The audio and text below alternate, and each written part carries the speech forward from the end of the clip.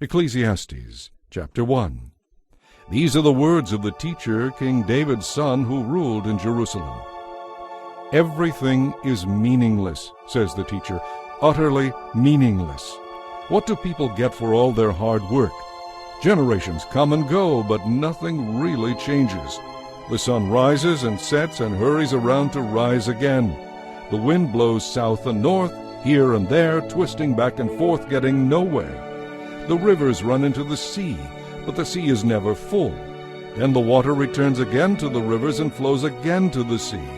Everything is so weary and tiresome.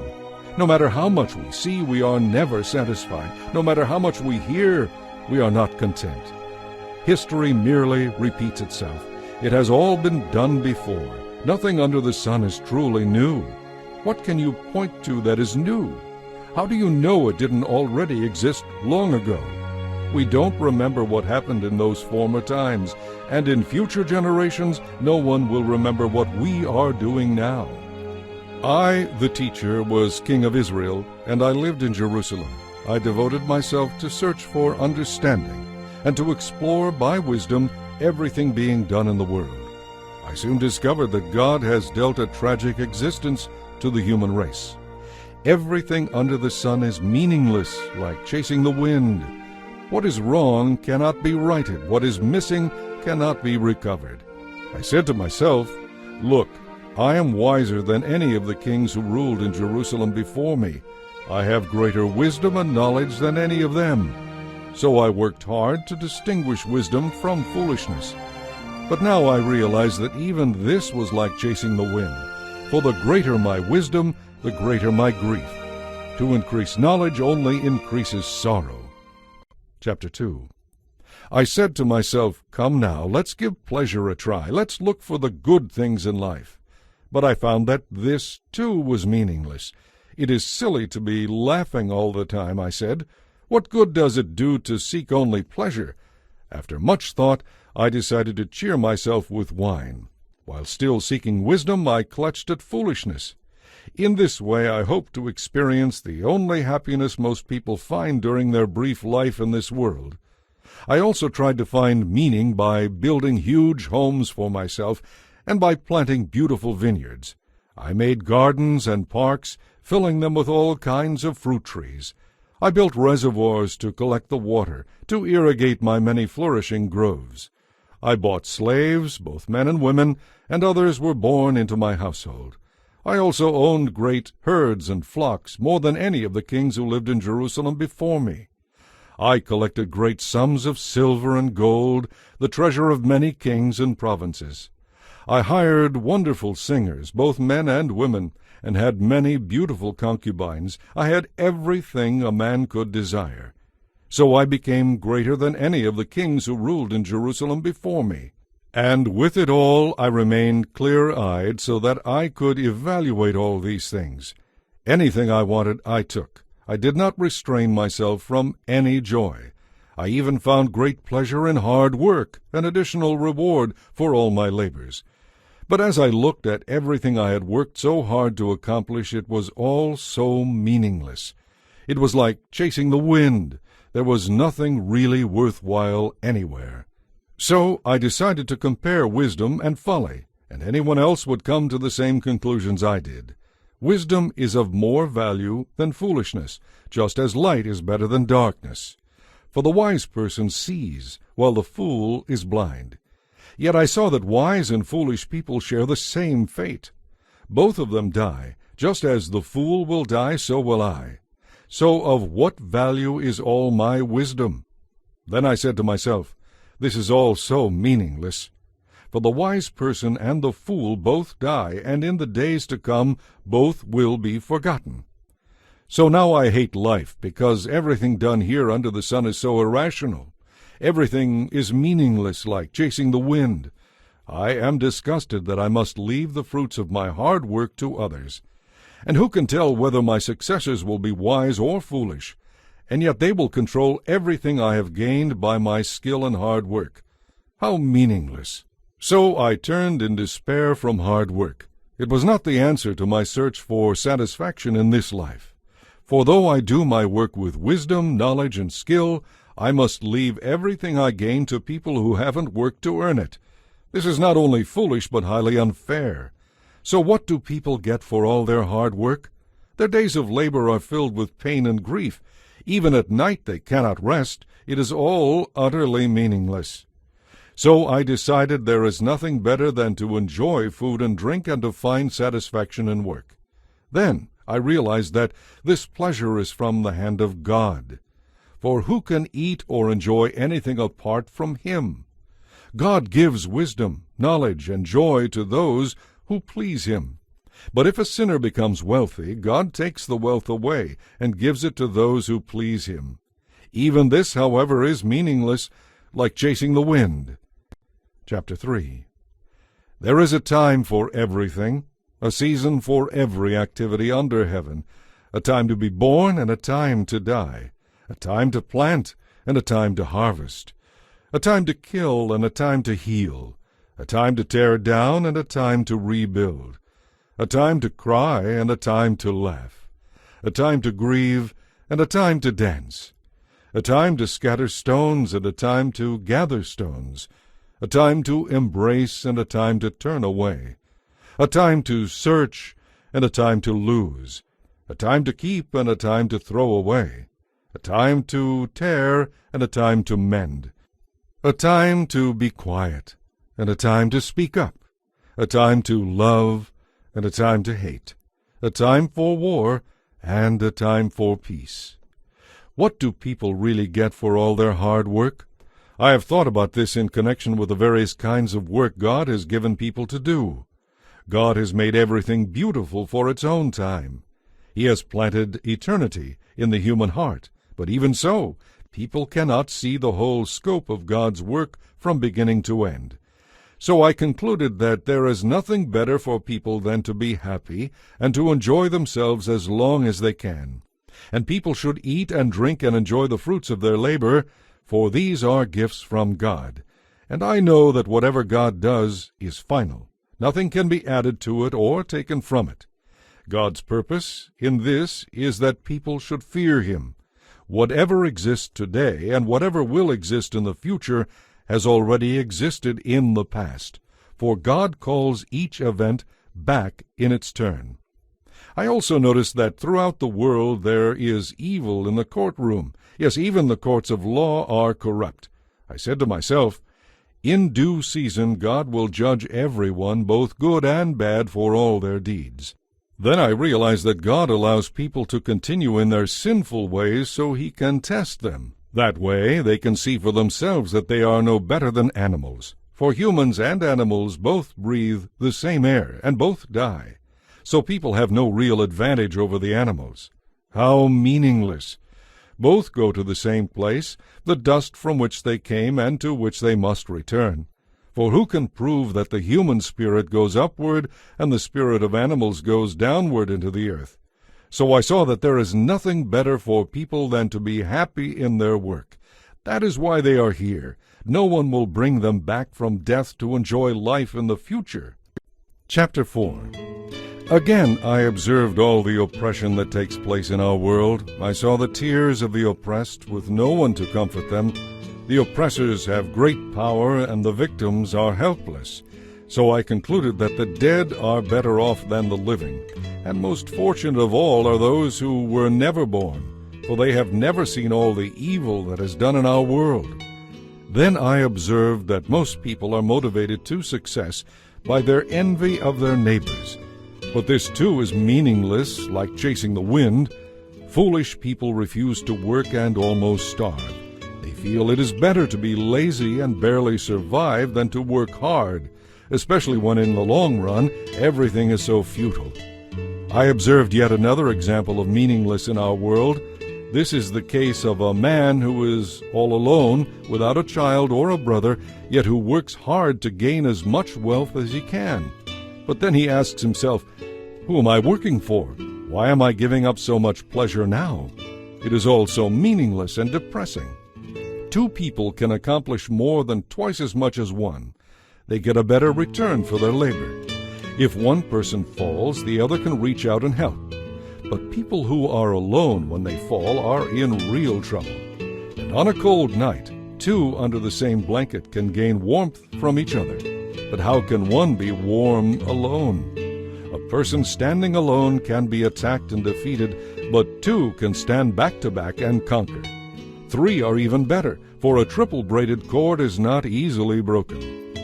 It is better to be a poor but wise youth than to be an old and foolish king who refuses all advice. Such a youth could come from prison and succeed. He might even become king, though he was born in poverty. Everyone is eager to help such a youth, even to help him take the throne. He might become the leader of millions and be very popular, but then the next generation grows up and rejects him. So again, it is all meaningless, like chasing the wind. Chapter 5. As you enter the house of God, keep your ears open and your mouth shut.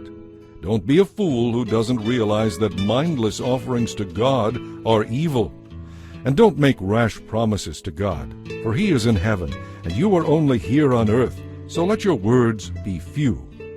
Just as being too busy gives you nightmares, being a fool makes you a blabbermouth. So when you make a promise to God, don't delay in following through, for God takes no pleasure in fools. Keep all the promises you make to Him. It is better to say nothing than to promise something that you don't follow through on. In such cases, your mouth is making you sin. And don't defend yourself by telling the temple messenger that the promise you made was a mistake. That would make God angry, and He might wipe out everything you have achieved. Dreaming all the time instead of working is foolishness, and there is ruin in a flood of empty words. Fear God instead.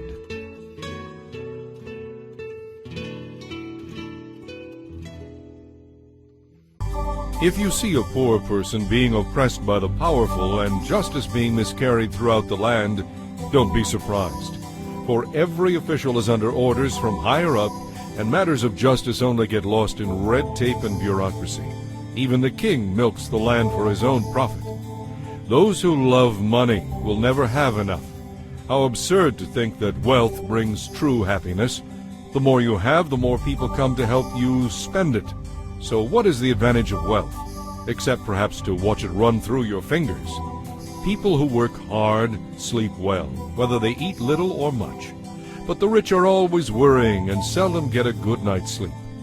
There is another serious problem I've seen in the world. Riches are sometimes hoarded to the harm of the saver, or they are put into risky investments that turn sour and everything is lost. In the end, there is nothing left to pass on to one's children. People who live only for wealth come to the end of their lives as naked and empty-handed as on the day they were born. And this, too, is a very serious problem. As people come into this world, so they depart. All their hard work is for nothing. They have been working for the wind, and everything will be swept away. Throughout their lives, they live under a cloud, frustrated, discouraged, and angry. Even so, I have noticed one thing at least that is good. It is good for people to eat well, drink a good glass of wine, and enjoy their work, whatever they do under the sun, for however long God lets them live. And it is a good thing to receive wealth from God and the good health to enjoy it. To enjoy your work and accept your lot in life, that is indeed a gift from God. People who do this rarely look with sorrow on the past, for God has given them reasons for joy. Chapter 6. There is another serious tragedy I have seen in our world. God gives great wealth and honor to some people and gives them everything they could ever want. But then He doesn't give them the health to enjoy it. They die, and others get it all. This is meaningless, a sickening tragedy. A man might have 100 children and live to be very old, but if he finds no satisfaction in life and in the end does not even get a decent burial, I say he would have been better off born dead. I realize that his birth would have been meaningless and ended in darkness. He wouldn't even have had a name, and he would never have seen the sun or known of its existence. Yet he would have had more peace than he has in growing up to be an unhappy man. He might live 1,000 years twice over, but not find contentment. And since he must die like everyone else, well, what's the use? All people spend their lives scratching for food, but they never seem to have enough. Considering this, do wise people really have any advantage over fools? Do poor people gain anything by being wise and knowing how to act in front of others? Enjoy what you have, rather than desiring what you don't have. Just dreaming about nice things is meaningless. It is like chasing the wind. Everything has already been decided. It was known long ago what each person would be, so there's no use arguing with God about your destiny. The more words you speak, the less they mean, so why overdo it? In the few days of our empty lives, who knows how our days can best be spent? And who can tell what will happen in the future after we are gone? Chapter 7. A good reputation is more valuable than the most expensive perfume. In the same way, the day you die is better than the day you are born. It is better to spend your time at funerals than at festivals, for you are going to die, and you should think about it while there is still time. Sorrow is better than laughter, for sadness has a refining influence on us. A wise person thinks much about death, while the fool thinks only about having a good time now. It is better to be criticized by a wise person than to be praised by a fool. Indeed, a fool's laughter is quickly gone, like thorns crackling in a fire. This also is meaningless. Extortion turns wise people into fools, and bribes corrupt the heart. Finishing is better than starting. Patience is better than pride. Don't be quick-tempered, for anger is the friend of fools. Don't long for the good old days, for you don't know whether they were any better than today. Being wise is as good as being rich. In fact, it is better. Wisdom or money can get you almost anything, but it's important to know that only wisdom can save your life. Notice the way God does things, then fall into line. Don't fight the ways of God, for who can straighten out what He has made crooked? Enjoy prosperity while you can, but when hard times strike, realize that both come from God. That way you will realize that nothing is certain in this life. In this meaningless life, I have seen everything, including the fact that some good people die young and some wicked people live on and on. So don't be too good or too wise. Why destroy yourself? On the other hand, don't be too wicked either. Don't be a fool. Why should you die before your time? So try to walk a middle course. But those who fear God will succeed either way. A wise person is stronger than the 10 leading citizens of a town. There is not a single person in all the earth who is always good and never sins. Don't eavesdrop on others.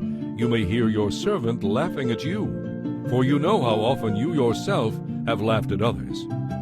All along I have tried my best to let wisdom guide my thoughts and actions. I said to myself, I am determined to be wise. But it didn't really work.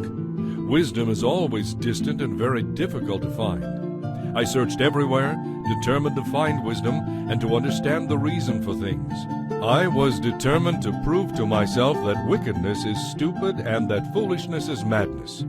I discovered that a seductive woman is more bitter than death. Her passion is a trap, and her soft hands will bind you. Those who please God will escape from her, but sinners will be caught in her snare. This is my conclusion, says the teacher.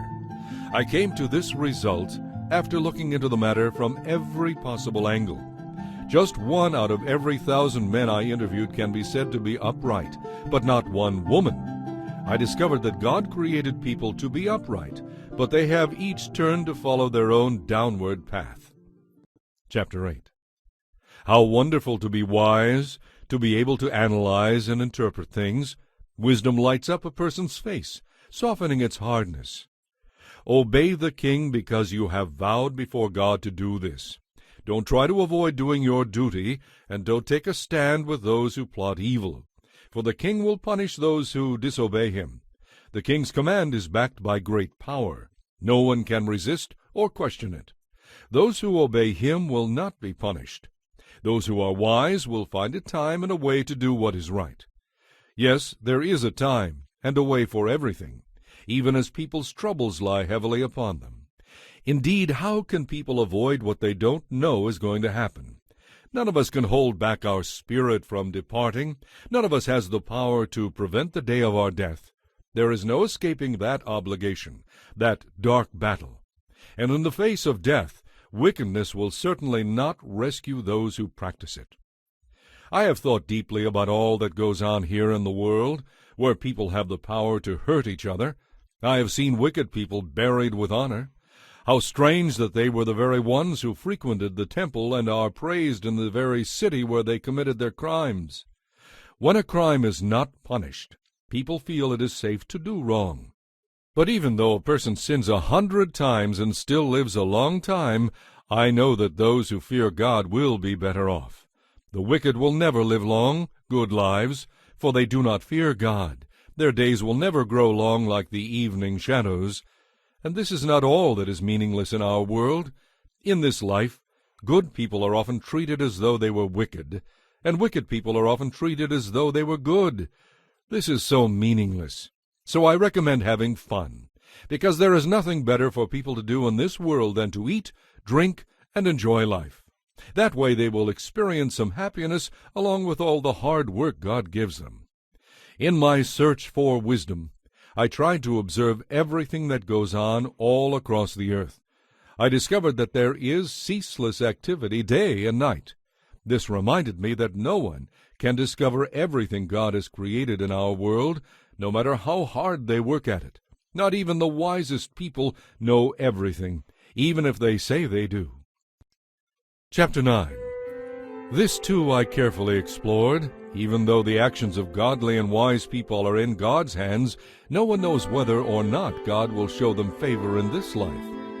The same destiny ultimately waits everyone, whether they are righteous or wicked, good or bad, ceremonially clean or unclean, religious or irreligious. Good people receive the same treatment as sinners, and people who take oaths are treated like people who don't. It seems so tragic that one fate comes to all. That is why people are not more careful to be good. Instead, they choose their own mad course, for they have no hope. There is nothing ahead but death anyway. There is hope only for the living, for as they say, it is better to be a live dog than a dead lion. The living at least know they will die, but the dead know nothing. They have no further reward, nor are they remembered. Whatever they did in their lifetime, loving, hating, envying, is all long gone. They no longer have a part in anything here on earth. So go ahead, eat your food and drink your wine with a happy heart, for God approves of this. Wear fine clothes with a dash of cologne. Live happily with the woman you love through all the meaningless days of life that God has given you in this world. The wife God gives you is your reward for all your earthly toil. Whatever you do, do well.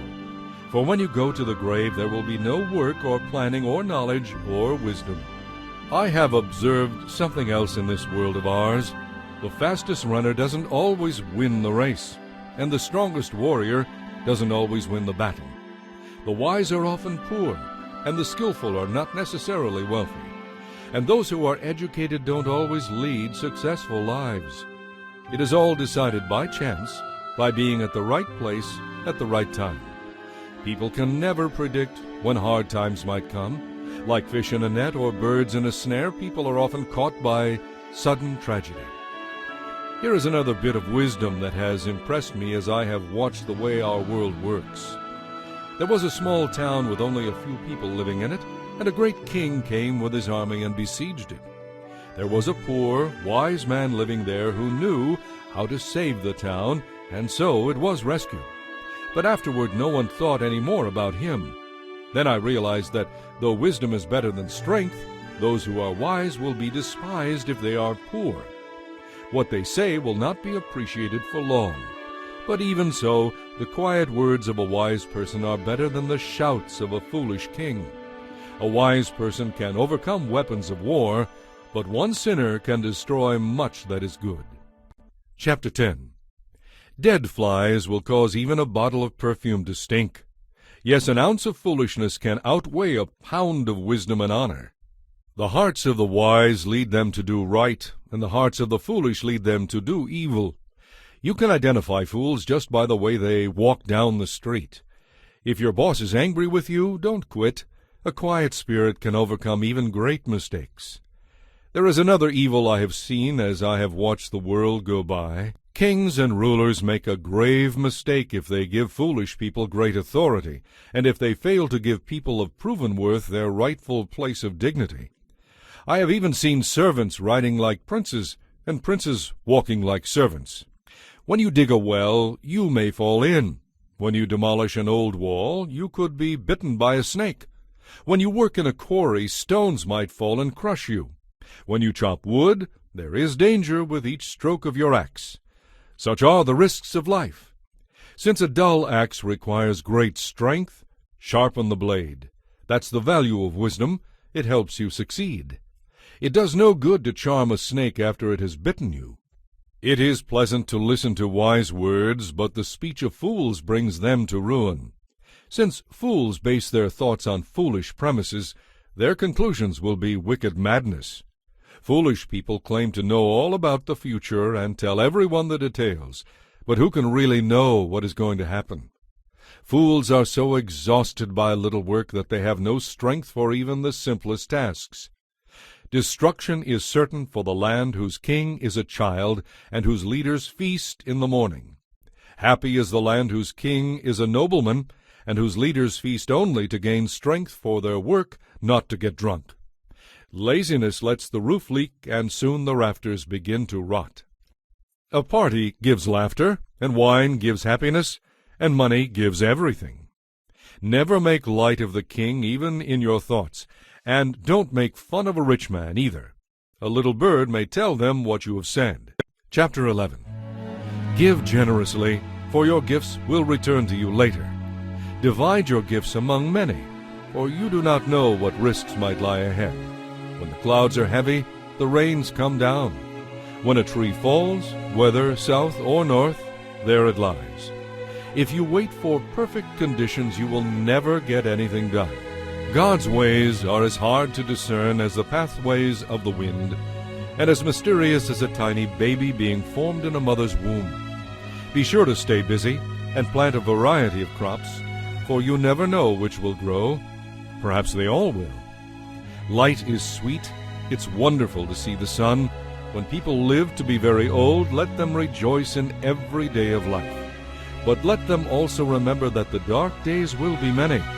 Everything still to come is meaningless.